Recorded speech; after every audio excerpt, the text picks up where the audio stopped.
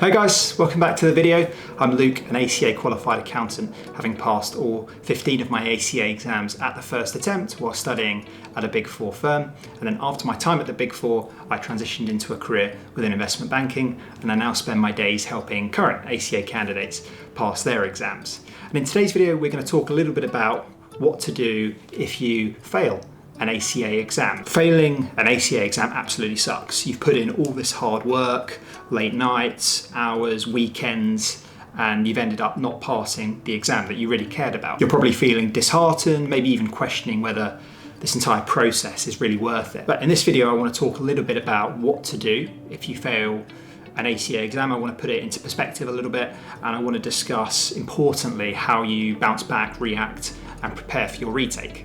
So yeah, let's get started. Cool, so the first thing I want to do when thinking about failing an ACA exam is put things into perspective a little bit. So the ICAEW don't release any real data on how many candidates get through the ACA qualification and pass all 15 ACA exams at the first attempt, but I played around a little bit with some of the pass rates that they publish for each exam, and I ran a few calculations, and based on my estimates, I reckon that over 50% of ACA candidates fail at least one exam across the 15 papers. So more candidates fail an ACA exam than get through the entire qualification without failing. Again, ICAEW don't disclose this, but even if you look at accounting, the first certificate level exam, over 1 in 4 candidates fail that at the first attempt. So I think it's quite a safe assumption that 1 in 2 candidates fail an ACA exam on the pathway. So therefore, failing an ACA exam is statistically normal. It doesn't mean you're not cut out for the ACA if you don't pass an exam. More candidates fail 1 or more exams on their journey than pass them all first time. The majority of successful qualified ACA professionals have failed at least one paper while studying towards the qualification. So if you feel disheartened, don't. You are in the majority, not the minority. Doing well and being successful on the ACA qualification is not about being perfect. It's not about achieving perfection. It's about persistency and being able to pick yourself up if you do encounter hurdles along the way. Many candidates need more than the average 3 years to obtain the ACA. So it's not a big deal if you run into roadblocks. Everyone's journey, everyone's pathway looks completely different. So hopefully that puts things into perspective a little bit. ACA exam failures are super common.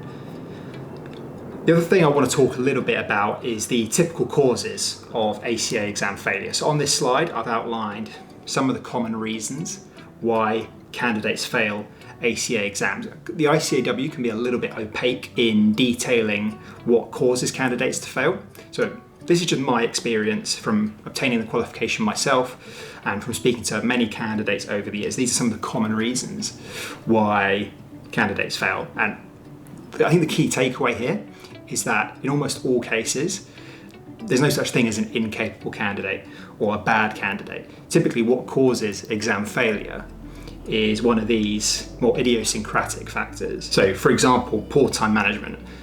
You'd be shocked how many candidates that I've spoken to and ran into over the years who know everything about accounting, tax, corporate finance, financial management, etc., but have poor time management skills in the exam. It doesn't make them a bad candidate, doesn't mean they're not able to get through the exams and qualify. It just means you need to think a little bit more about how they approach the exams from a time management perspective. The exams are deliberately designed to put you under time pressure. So if that's something that you think has caused you to fail an exam, really focus on that when you're preparing for your next sitting. Prepare and do a lot of mock exams under timed exam conditions. Exam software glitches, it seems to be a common one. You can be as prepared as you want to be, but if your software just breaks halfway through an exam, it can cause you to fail. Client commitments restricting study time. Again, this is super common. People that just can't carve out the time to adequately prepare for an exam because they're under pressure in their day job, but they've got a lot to do in terms of client work and just can't get in enough quality study time. There's a few others down here, rogue exams that focus in on esoteric topic areas, stress and anxiety impacted performance. This is a really common one. These exams are time pressured, but also there's social pressure as well, because you've got your employer who often has policies in place where you can't failed 2-3 exams, etc., which adds to the stress and anxiety, which can really negatively impact your performance, even if you're well prepared for your exam paper. And again, poor exam technique, this kind of links into the point about poor time management. You can be, an exceptional accountant and know everything about tax, but if you've not done enough mock exams and you haven't got the right exam technique and you're not following and answering questions using the correct methodological and mechanical steps, then you can run into trouble with these exams. But again, these are all factors that don't relate to lack of knowledge or lack of ability.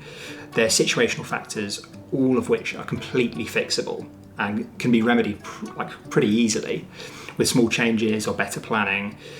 You can overcome any and all of these factors.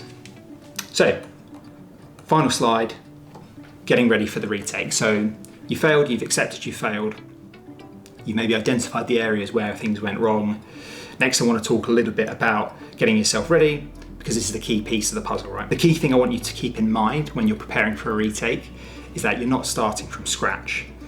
As a retaker, your experience that you've gained from sitting the exam the first time through makes you far better positioned to pass this exam than all of the first-time candidates.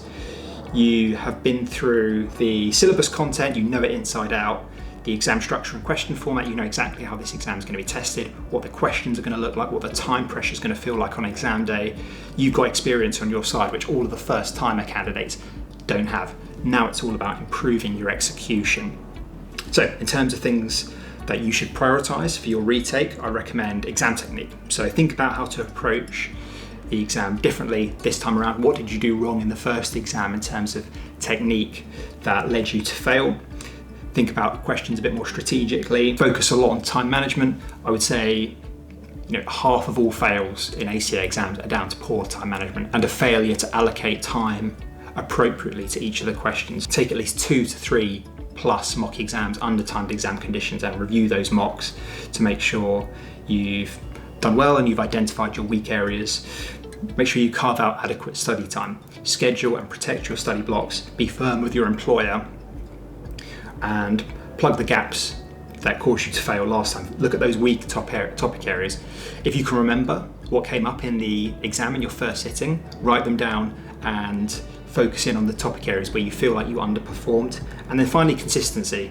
Steady, structured studying will always be last minute cramming. So if you've got, it's a professional level exam and you've got 6 weeks to prepare for your exam, then do little and often. You can't cram for these kind of exams. There's too much material, there's too much to do and too much to know before exam day. So be consistent with your learning, be consistent with your studying, and you should be well placed to do well in your retake. So to conclude, if you failed an ACA exam, don't let one setback ruin your confidence. This qualification is tough, people do struggle. Like I said, based on my very basic calculations, I came to the conclusion that at least 1 in 2 candidates fail an exam. Stay focused, think about what went wrong in your first sitting and rectify that in your retake, and keep going. You've got this. It's tough, it's hard work, it's a bit of a slog, but if you put in the work, put in the hours, then I do strongly believe that everyone can get through all 15 exams and achieve their ACA. So yeah, that's the video in a nutshell. Hopefully it was helpful. If you've got any comments or questions, please feel free to fire them down below. If you like the video, please smash the like button and consider subscribing. It'd be great to have you come along for this journey. I'm making tons of videos regarding the ACA and I'm making courses for all 15 of the exams. And I'll see you guys in the next video.